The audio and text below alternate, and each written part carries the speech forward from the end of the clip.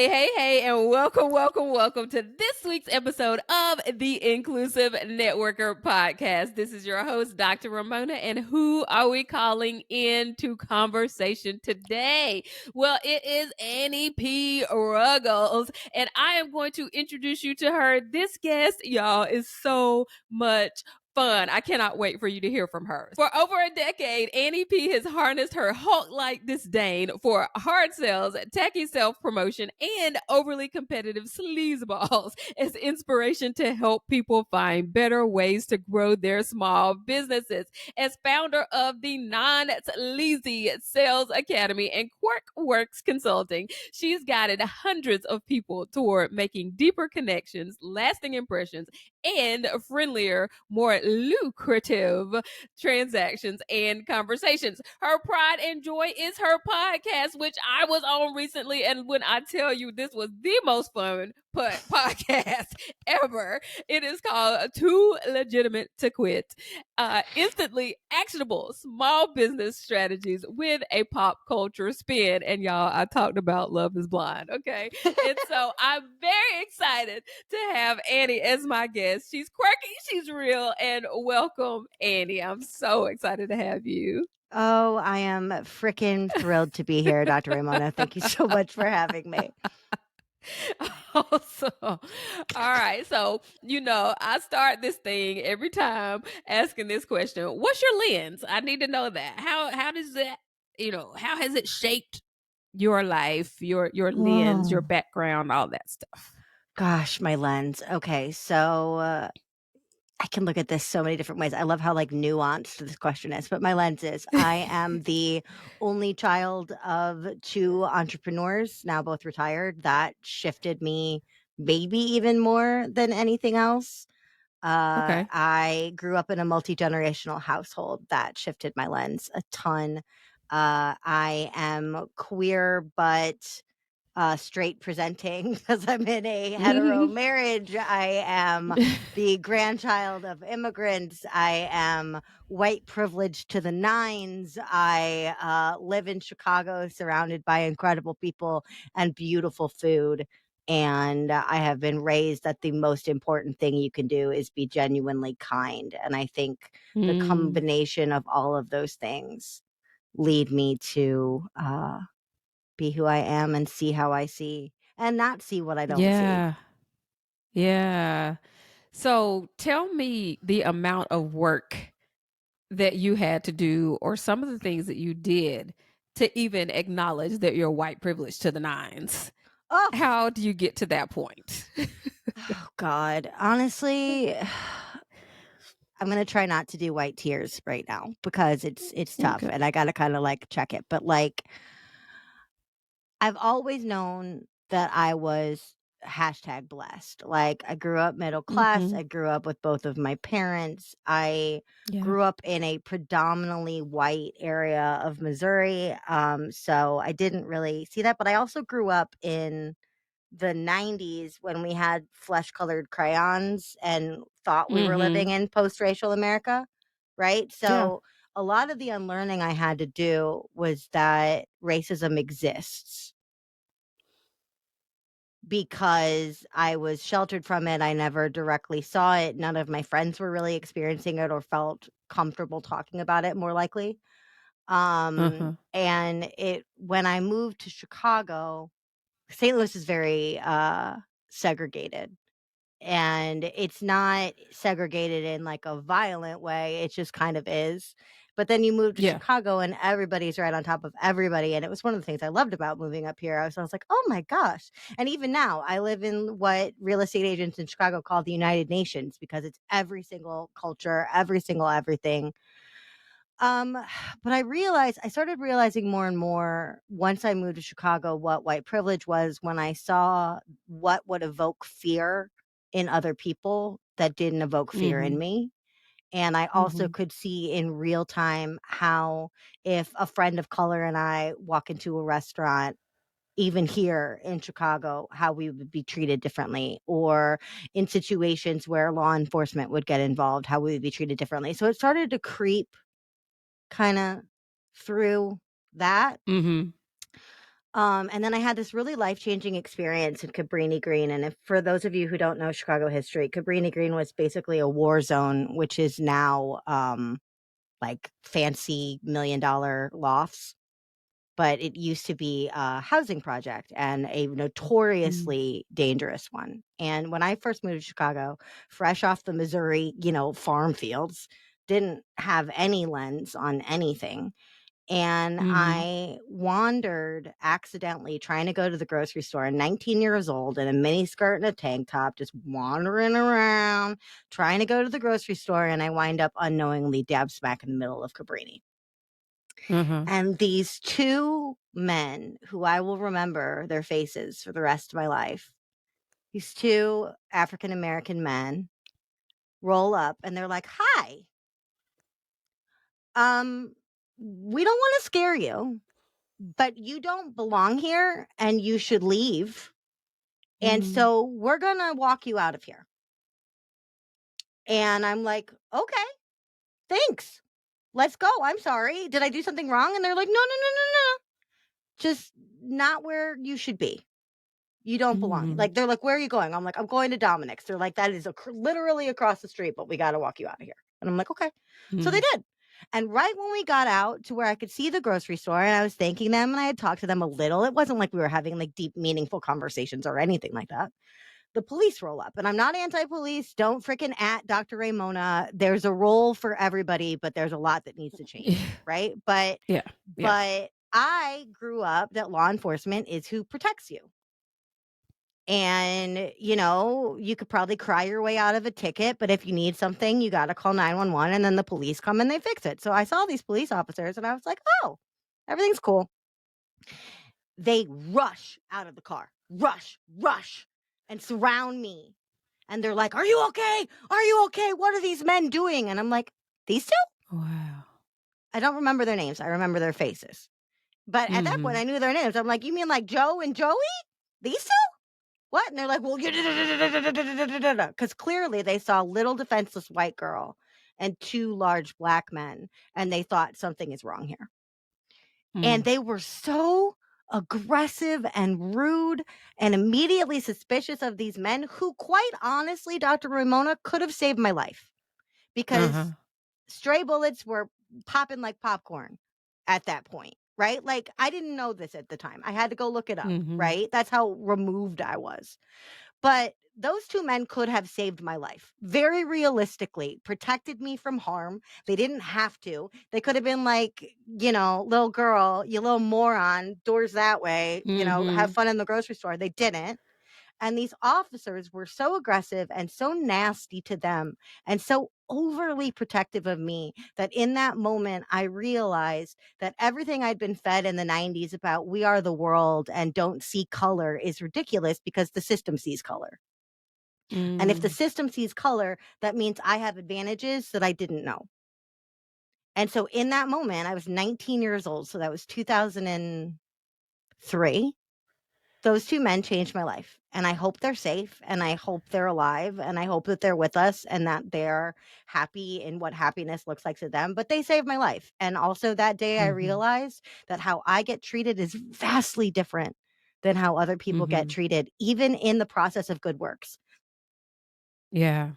And so Kind of that a long has story, but obviously that's when I yeah, realized no, that I that had privilege. it it's so real, right? And it seems that that has really shaped how you move through life, right? Like that it was Yeah. totally like direction changing in your life, Yeah. right? Well, and I called my parents Yeah. and I told them what happened, and my mom was like, "Oh," she was the one, because she's my mom, that really leaned into like, "Honey, you could have been shot." And it always annoys me Yeah. as a Chicagoan. People are like, "Aren't you worried about getting shot?" And I'm like, "No. I'm Uh-huh. worried about the 8 neighborhoods that have no resources, and so the only way out is crime." That's what I freaking lose sleep Yeah. about, right? But Mhm. really realistically, this time my mom was right. I was in imminent danger. Mhm. And so when she gave it that weight, I thought, well, hold on.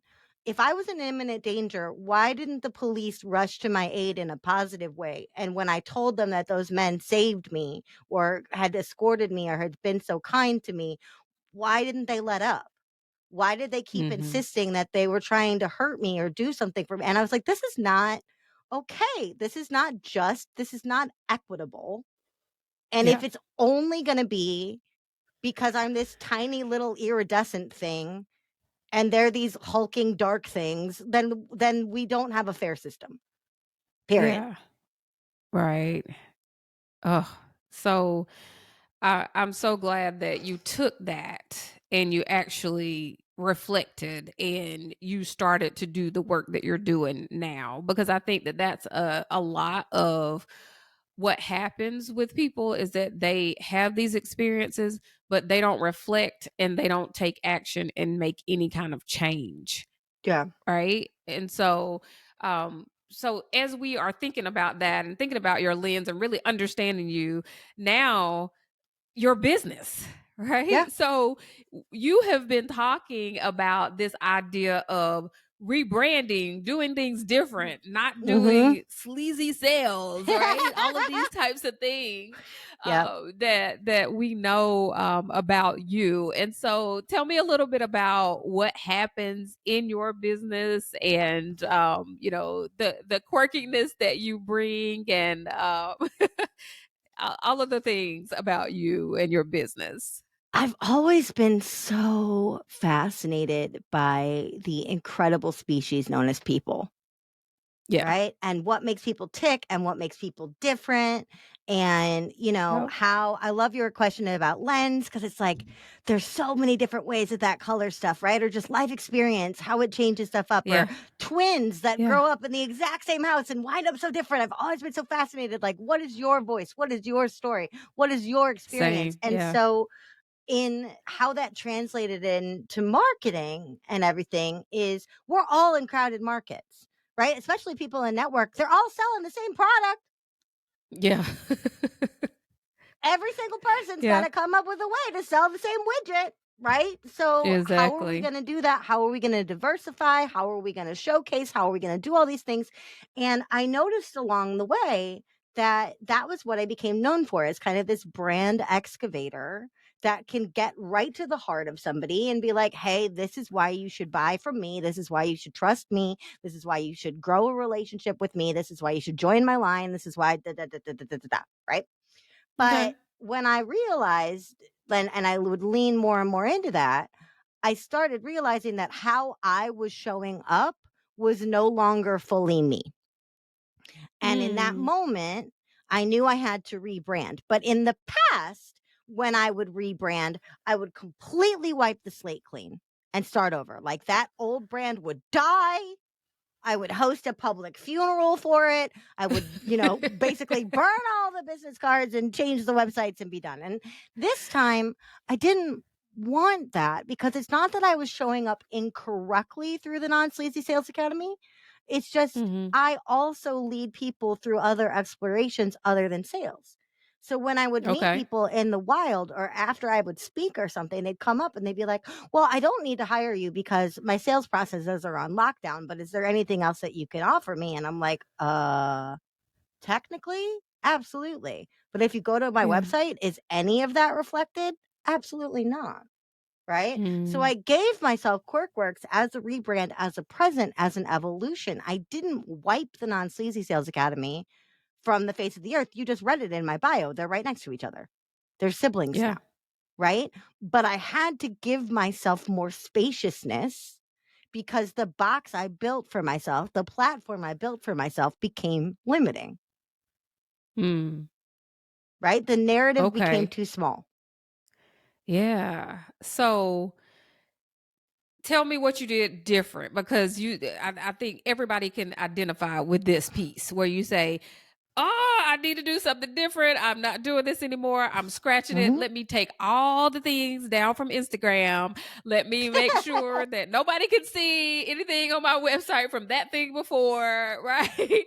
Let me, restart. Let me just flounder for months trying to get it re-going again and not take any kind of action because I'm rebuilding all these this content, you Yep. know so tell us, like, what do you do and when you realize that it's time to make that change, Uh, especially as we're thinking about, okay, I have not been doing what I need to do with inclusion, right? Diversity, equity, and inclusion, and yes. I need to do some rebranding to really start to catch Yes. up with what I'm feeling about this. So teach Oh us. God, so many things. Okay.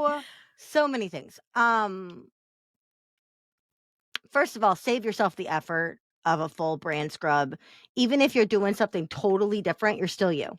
Unless somebody else is forcing their ethics on you or integrity on you, which happens when you're part of a company, right? Or if you back a product or if you back a system or something where the company policy changes. Like very famous example, LuLaRoe, right? So all these people were loving on Lula, and then sellers of color had big concerns and they were kind of just basically ignored. And at that point, they're like, cool, I used to have every single thing in my life be like, it's Lula, Annie, not me, but you know what I mean? And Uh-huh. that's a rebrand, because then you're like, I am aligning myself to something that has moved in a direction away from where I thought we were going as a family, right? If Yeah. that, yeah, maybe you want to go ahead and scrub that. But if Okay. you're just stepping out in a newer, better, more refined, and more inclusive way,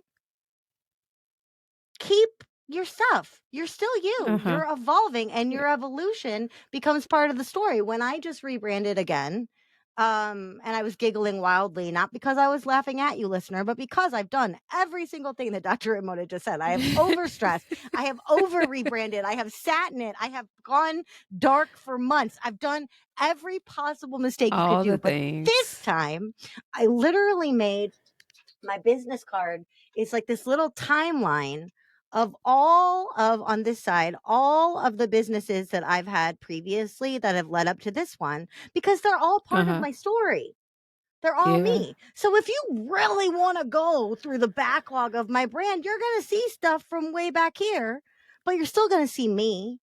And when people like you ask me my story, I start way down here, right? I start at the Mhm. root. I start at the basic. Now, if you are working to make your brand more inclusive, specifically, I need you to think long and hard about what is available for you to do that, so that your rebrand does not come off as performative inclusion Mhm. or, my fellow white Americans, white saviorism. Yeah. In that we're not trying to go, okay, I have this very white centric, and I'm picking on white listeners because I am white, but everybody can work Yes. on being more inclusive. But, like, because Absolutely. Lord knows there's a million more people we got to include. We got to include trans people and queer people and the differently abled and, so many. But what I'm not gonna do if I'm rebranding and I'm trying to be more inclusive is I'm not gonna go on Canva and replace my entire website with stock photos of people of color. Mhm. Well-intentioned, incorrect. Instead, what I need to do is I need to seek out, fortify, and amplify voices of color through my network. And that looks very different than just being like, "Oh, there's a Black woman on my website, now I'm inclusive." Right? Yes. And so we Yes. wanna open it up, but the thing is that's so lovely is you're like, "Well, how do you do that, Annie?" Be a normal person. If you were going out in your life and you realize that you're coming from a position of privilege or ignorance, and I don't mean chosen ignorance, I mean accidental, Mhm. experiential, learned ignorance, okay?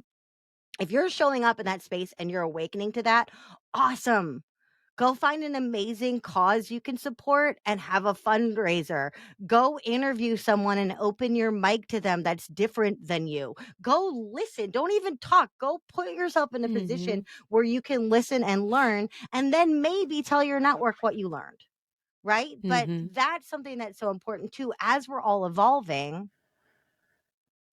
how are we going to actually do this? And the thing is, performative inclusion, and I can't wait to hear your thoughts on this, but from my vantage point, performative inclusion often looks like a lot showier, a lot flashier, and sometimes more work, where the process of actual inclusion has always been a series of intentional baby steps, in my opinion. Yeah.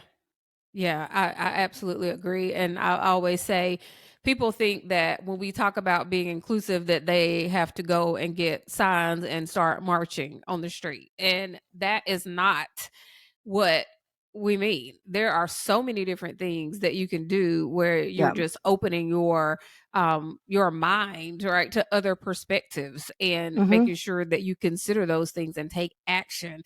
There is learning and using that knowledge based on what your lens is, right? So Mhm. when you say this is my lens, now I'm going to learn about other people to see what kind of biases I am having towards them because of my lens. All Yep. of those types of things are being more inclusive. And so we have to determine our disruption, right? I think I said this when we Oh, talked before is that we've oh, got to say, okay, well, where do I start? Right. Yep. And determine where that disruption is going to happen. And Heck so a yeah. lot of people don't do that because they're like, oh, there's just so much to do. What can I do? Let me just stay in my little box. And that's not what we mean by inclusion. And that's not the way to go. And I think there's one thing that's important to say is that acceptance doesn't mean agreement.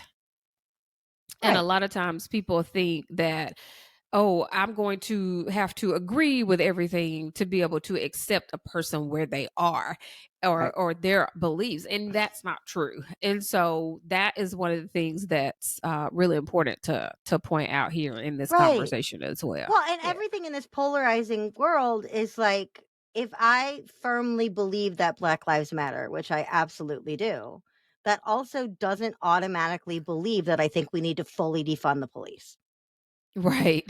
Exactly. right? Like, people may assume that about me. Yeah. Those people would be wrong, Yeah. right? Like, there is so much more nuance out in the world than when you're Mhm. actually doing it, which is why I enjoy something like marching when the time is right, because you see people coming together. But also, I don't march every time. I can't. It's Yes. not good for my mental health. And there are also some times where you're like, the community needs to grieve, and I am not a member of the community. Uh-huh. Yeah. Right. So, like, it's kind of Yeah. like I pick up the second shift of marching.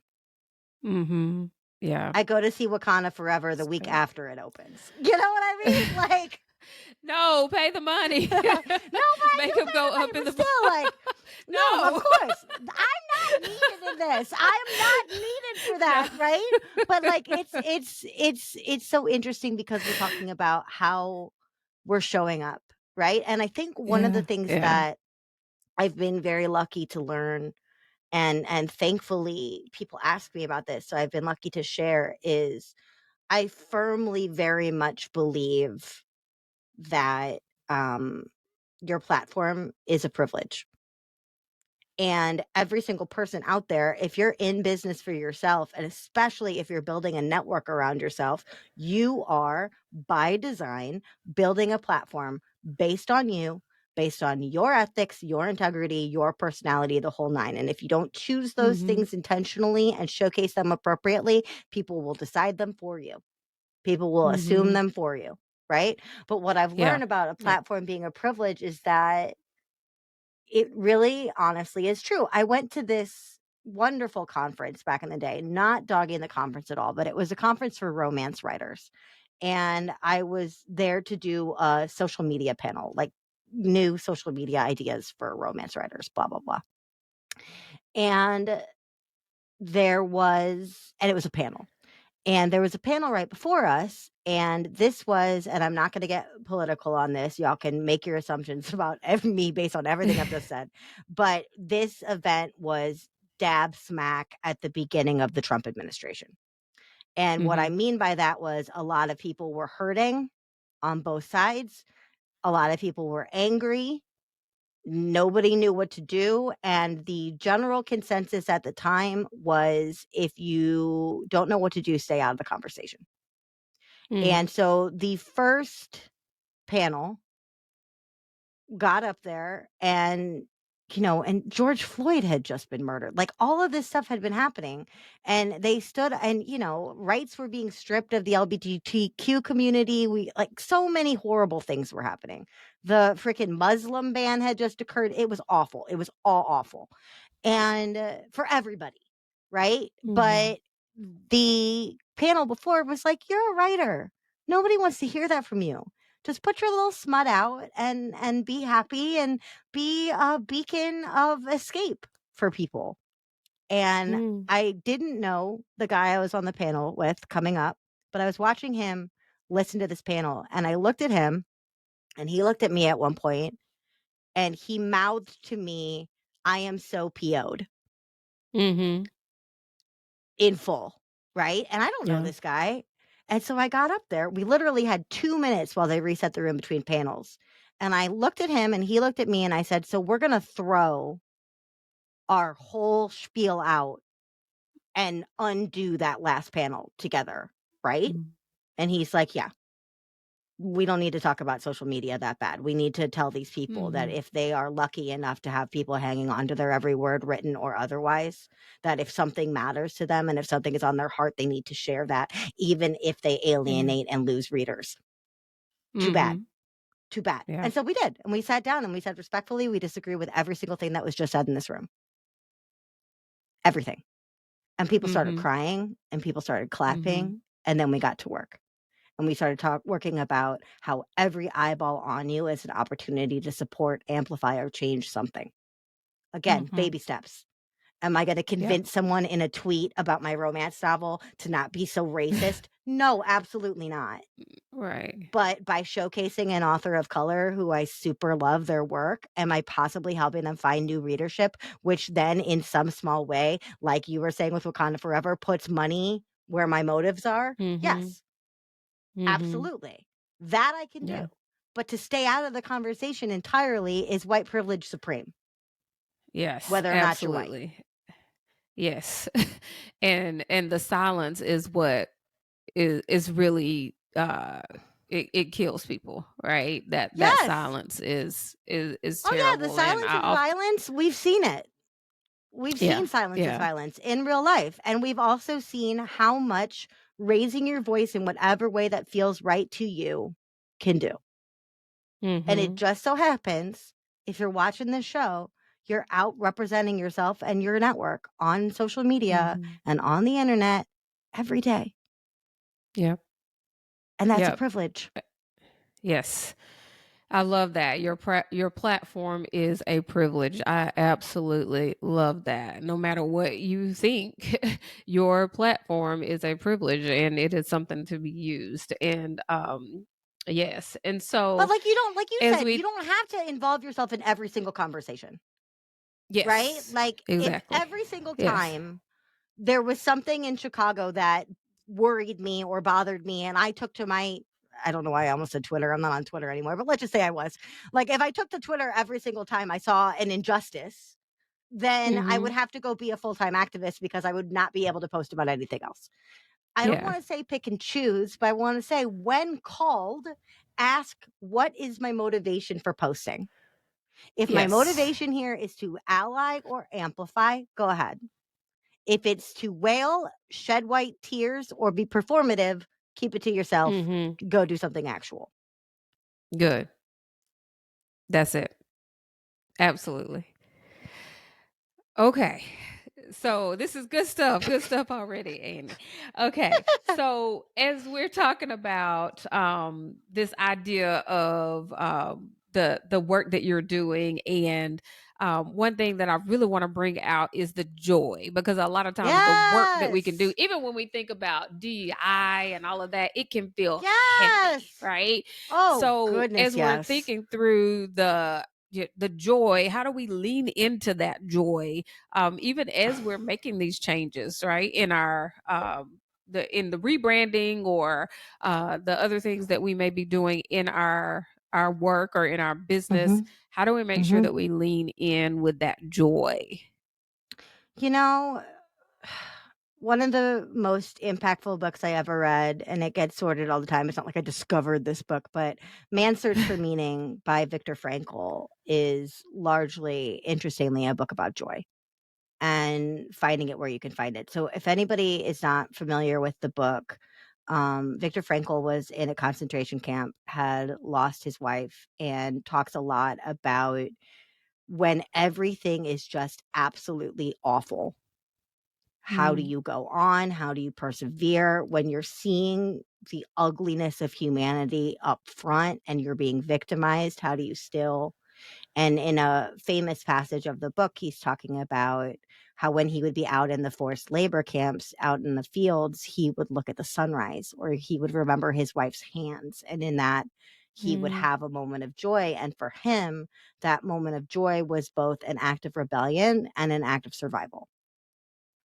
But it was joyful, even in that small moment, right? And then I saw that again at the beginning of the invasion of Ukraine, when stuff was coming out about like giant Russian drones that old women were blowing up with pickle jars because they were literally like just taking jars of pickles off their balcony and just being like, boop, and then they're laughing. Their lives are literally a risk. That thing is there to hurt them. And yet, how are they going to do it? Are they going to take a baseball bat? No, she's like, what do I have available? This jar of pickles. So, Yeah. buy drone. $2 million drone Yeah. gone in an instant, taken down by some pickles. Put She some probably pickles. pickled them herself, right? But Yeah. I think looking for the joy, looking for the humanity a lot of the way, looking for the humor, even the Irish humor, which is like the dark if we don't, we'll laugh so we don't cry humor, can be really helpful to both differentiate you and unite you. But what I want to say to everybody is, if you are in a marginalized or historically ignored group, your joy is an act of open rebellion, Yes. Yes. right? When the rights of women are stripped away and we see women holding hands and singing in the streets, that is an act of rebellion. Right? When we see, I keep bringing up Wakanda Forever because it was just on TV and I just watched it, right? But when we see little kids dressed up and surrounding the theater and they're singing and they're crying and they're so excited to see themselves reflected on a big screen by such incredible heroes, that joy is an act of rebellion. It's also a commercial act of rebellion because, to your point, we're putting money where that is, right? But your joy is not just a differentiator. Your joy is a beacon. Your joy is a lighthouse. Your joy is a permission slip to anyone else out there who has been told that they are less than, or they should just sit there and be quiet, or that the system's not designed for them. Your joy allows other people to question, what can I be doing to express my life more fully or live my life more fully, whether it's being tracked on social media or not. Your joy, right, extends the permission, extends the invitation to play with me. And if I'm doing that, we see how much change that makes, right? We see how much change that makes. And so it's not just differentiation. It's a huge differentiator. I do weird stuff on LinkedIn every single day of my life, and that's how I make money. Why? Because I'm being a performative goofball on LinkedIn, getting on my friends to do weird stuff, getting you to talk about Love is Blind, right? I have a Sopranos panel coming up where we're all going to eat lasagna and talk about, whatever. I do weird stuff. And I do weird stuff for the publicity of it. And I do weird stuff for the attention of it. I'm not saying that I don't. I absolutely do. But at the same point, if I'm gonna stop the scroll, I either have to be so brilliant, so angry, so polarizing, or so joyful. And the right choice for me, even when I'm angry and even when I want to say something polarizing, is to find the element of joy in it, because people will listen to me when I'm joyful. Yeah. And that's just So me. it's That's so just me. interesting. Yeah. And so it's so interesting that you talk about that, because a lot of times, and I've heard you say this, is that people often think of rebranding, doing different things in their business as like a death. Like, I got it all wrong.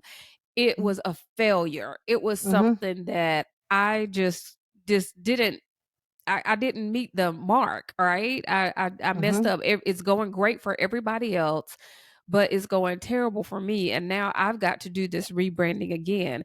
But you talk about it not as a death, but as an evolution of who you are, an Yes. evolution of your business, and that is why we can have joy even in these big, what we feel like is a big change, Mhm. because it's a growth that's happening and not a death, right? What year did you become Dr. Ramona? In 2010. Did that feel like a death? No. Your No, it name didn't it totally didn't changed. feel You like know that I will not, we're friends, and I will not call you Ramona. I only call you Dr. Ramona because that is your title and that is your name, right? Yes. I Yes. became Annie P Ruggles in 2015, right? Okay. When I married my husband and I took his name, and then I didn't want to Yeah. give up my stuff completely. So that's what the P is. The P stands for Passanisi. That was my name before, right? Yes. Okay. In both of those instances, choosing a new name for ourselves, for you, it's a badge of honor, a showing of accomplishment, and a constant reminder of you knowing your you know what's. Hmm. Mhm. With me, it was the blending of family. And also, when you marry someone whose last name is Ruggles, it's kind of prioritizing joy because your name sounds like Snuggles. And when you look like me, people are like, oh, Ruggles, she's a Muppet. And I'm like, cool, lean in on that. Right. But that's just our name.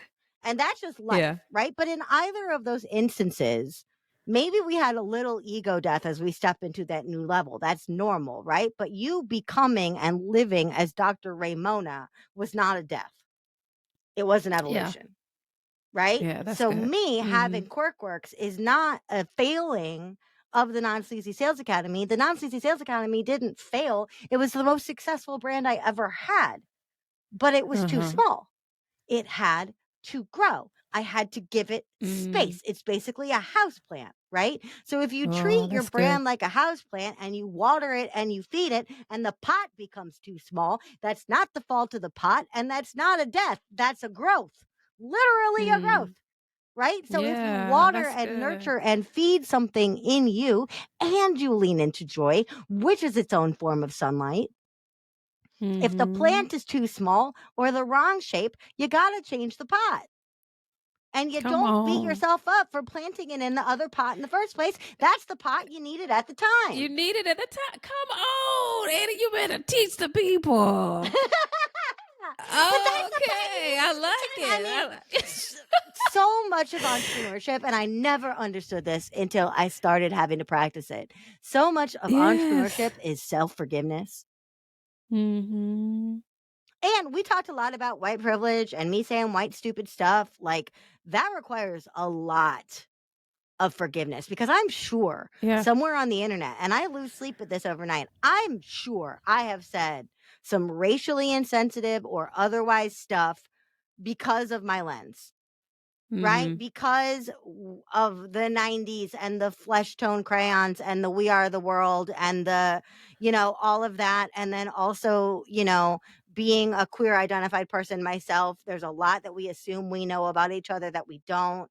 And I'm sure I've said horrible things, Mhm. horrible. And I'm terrified about those things finding the light of day again. And I'm constantly afraid that I'm going to say something stupid again because of a malfunctioning lens, right? Like, oh my Mhm. goodness.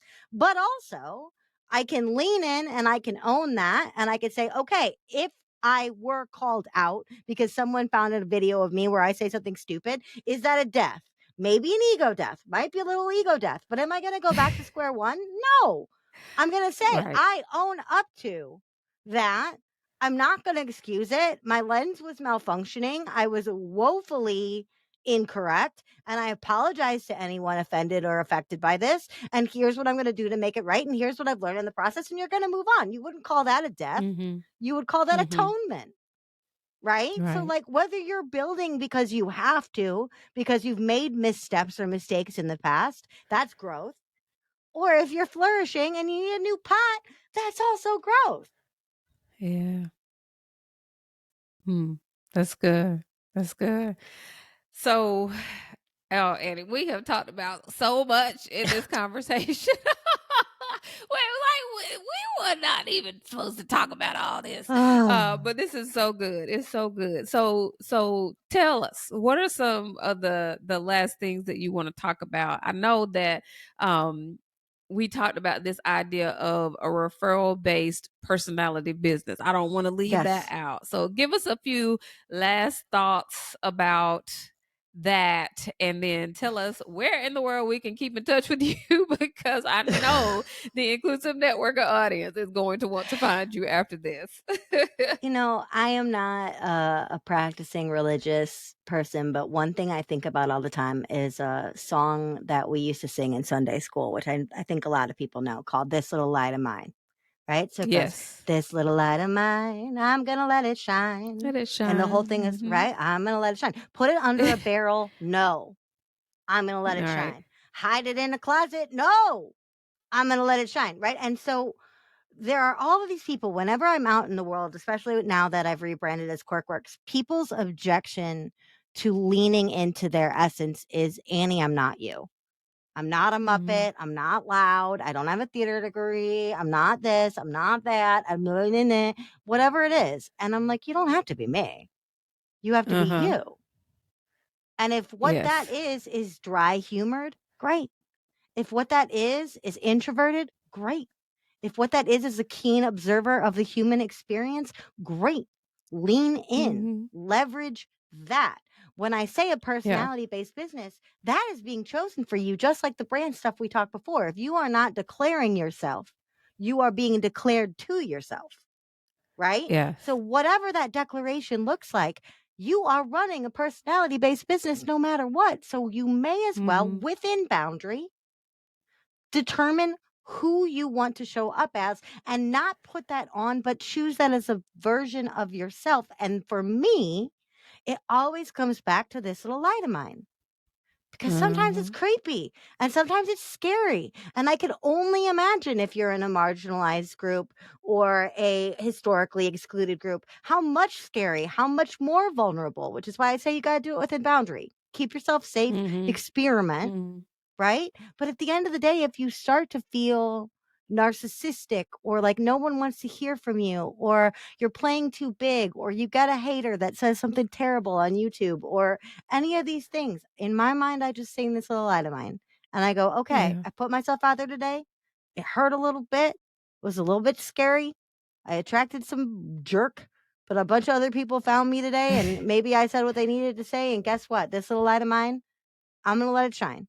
Let this YouTube hater shut me up? No, I'm going to let it shine. Yeah. Play small on an interview? No, I'm going to let it shine. Delete all my old Instagram? No, I'm going to let it shine. Let it shine, let it shine, let it shine. Right? But that's what I mean by running a personality based business is the light of you Yeah. expressed as you in the world, not as a clone of me, Yeah. not as a clone of you, Dr. Ramona, but as themselves. Mhm. Yeah. Whatever that looks like. And it's an exploration and an unfolding. I love that. And I am a deeply practicing Christian and have always been. And so I really can Mhm. identify with this little light of mine, right? That's one of the first Mhm. things that we learn as a little kid, like you said, in Sunday school. And it's a Yep. perfect way to You got your little just, candle, which is your little finger, right? yes, This this little little light light of of mine, I'm going mine. to let it shine regardless. And Yes. I'm going to make sure, yes, that I let it Mhm. shine. So, Annie, I have loved talking to you today. So, tell us, where do we find you? And then, what's the big thing that's coming up next? What do we need to do to plug into your community? Oh, boy. You know what, y'all? We have talked about some heavy stuff on this episode. Yeah. So if you need a And laugh, joyful stuff. and joyful stuff.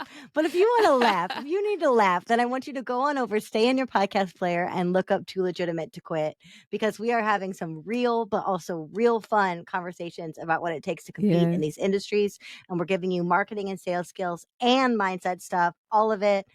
Depending on when you are finding this episode, go look for Dr. Ramona's episode where we talked about Love is Blind. It is freaking fabulous. But I'll get you laughing We're and not learning supposed to over tell there. anybody I was watching Love is Blind. I pride myself on not watching Ooh. trash TV. So it's out You there. I picked watched it. Love is Blind. It's It was out my there. fault. She picked it. I did not I thrust did. that upon her. She I chose did. it. So, yeah. See, but you know what? By owning that truth, you are demonstrating what we're talking about today. You find joy Yes. in Love is Blind, which is trash. So you've made an exception. And on being on my show, you're living your joy out loud. Oh my That's how we do it. goodness. So get on over there into the podcast. And then from there, you can find my social, you can find anything. You can go and you can download your free copy of my book. There's a million things you can do, but stay in this podcast player, pop over there, and let's have some joy together.